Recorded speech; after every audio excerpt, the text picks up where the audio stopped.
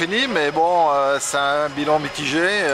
Bon, d'un côté, on a pu ouvrir quelques pistes, mais on est vraiment en ouverture partielle, c'est-à-dire qu'on a à peu près un peu plus de 10% du domaine skiable qui est ouvert. Bon, par rapport aux vacances de Noël 2015, il y a du mieux. Hein.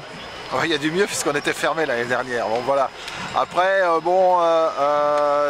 il n'y a pas deux vacances de Noël qui se ressemblent, mais c'était comme ça déjà il y a 20-30 ans. Hein. Il y avait des Noëls sans neige, il y a d'autres Noëls où on a 2 mètres de neige. Bon, voilà. Comment on gère justement ces périodes de sous-activité? J'imagine que les effectifs s'en ressentent.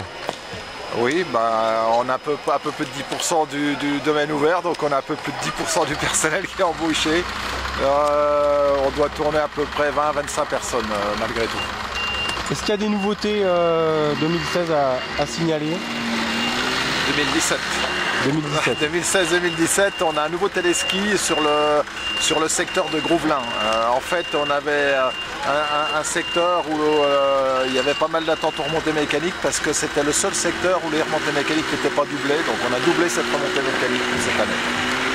Moi, vous voyez toujours autant de touristes frontaliers et bien sûr les proches, Alsace, etc. Ouais, c'est toujours la même zone de chalandise avec une forte augmentation constatée ces dernières années de la clientèle du bassin parisien. Bon, on sait que les températures se sont rafraîchies ces derniers temps. Est-ce qu'il y a un potentiel neige à venir, vous qui regardez la météo?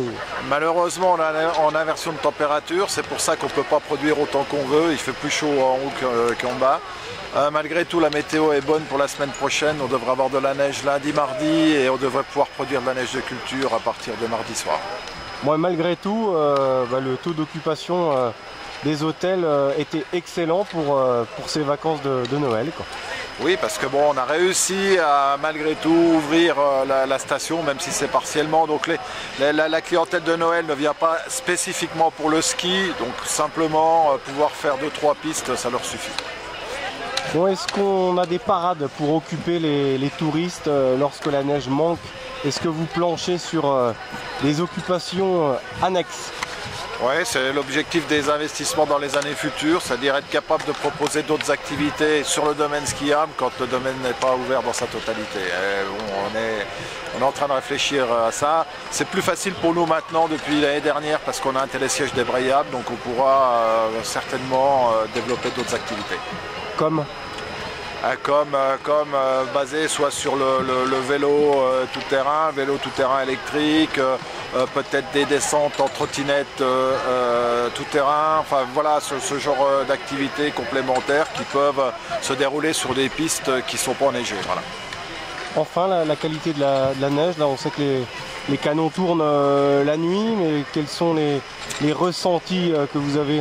Bon, la neige est bonne, c'est une neige comme on a produit à des températures relativement basses.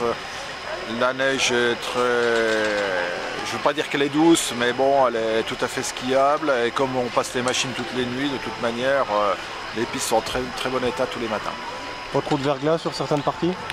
Non, il n'y a pas du tout de verglas, mais par contre, en fin de journée, lorsque les pistes ont été skiées toute la journée, en fin de journée, il peut y avoir 1 ou 2 plaques ici et là.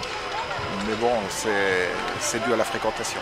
Bon, confiant pour 2017 alors quand même. Oui, on est toujours confiant de manière, il faut avoir le moral. Hein. Quand on dirige une station de ski, il faut avoir le moral, autrement il faut faire autre chose.